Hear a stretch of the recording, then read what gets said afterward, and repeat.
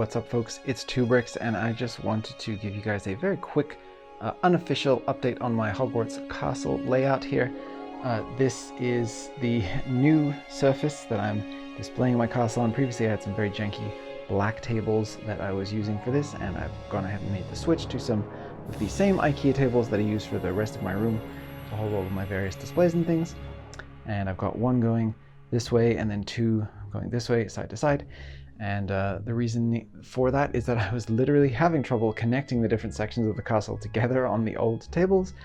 Things just were simply not lining up, so I wanted something a little bit more nice and a little bit more reliable as far as a surface to work on and display the castle on. So that is what I've gone ahead and done. And I also wanted to just update you guys really quickly on the progress of the castle itself. So this whole section right here is new, and I'm working on the instructions for it right now, and it actually goes back quite a ways. I think it's the single largest update that I've done, because it goes from down here, the rocks that you see that go up into this tan section, and then the roof, and then it also goes back, and it also goes back behind the tower as well. I'm going to show you guys from the other angle there in a second.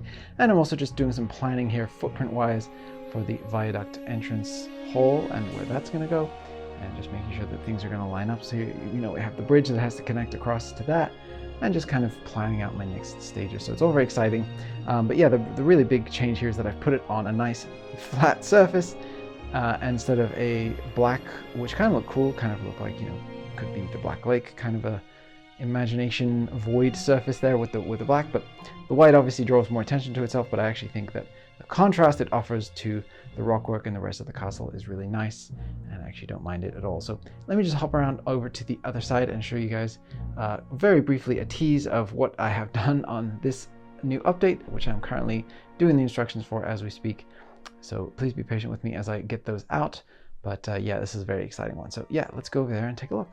So this is the view from the back side here, and you can see that this entire courtyard area, this building, these buildings here and here, or this building, since it's connected, is all brand new and added to the castle. And we have 3 floors to explore, so we've got lots going on down in here. If you're familiar with the movies, you'll probably recognize some of what's going on in there, but I don't want to give too much away since we're going to be taking a look later on with the full update. But I'll just pull one of these panels off so you can kind of get an idea.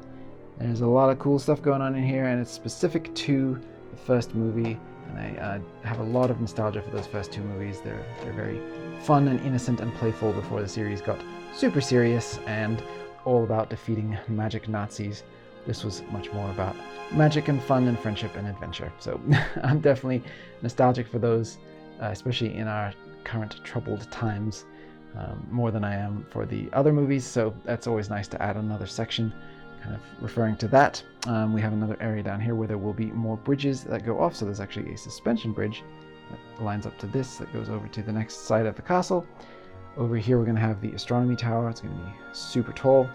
Then back here behind us we have the long gallery, and then down at the end here will be the bell towers. Those are going to be absolutely huge. I mean, the astronomy tower is going to be huge. It's all huge. But then that's basically the main kind of this way thrust of the castle terminates there with the bell towers. That's kind of the end of it.